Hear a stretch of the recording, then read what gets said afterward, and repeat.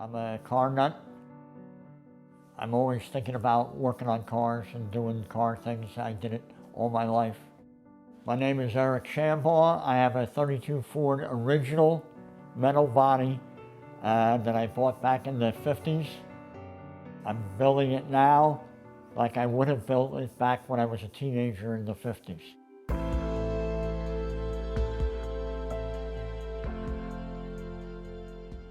It's a labor of love, and my kids all like it.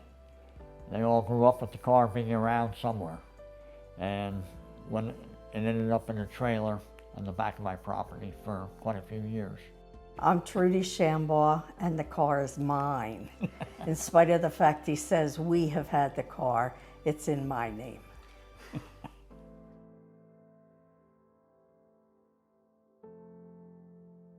A few years ago, our children got together and said, "Dad, that car has been in storage now for 50 years. When are you ever going to work on it?" I said, "Well, one of these days when I get around to it." Well, by then he was retired. So our children got together and they started a car fund. They opened a bank account for him, and all three of them put money in it. And then each year more money is put into it. And so it's the kids pushing, really.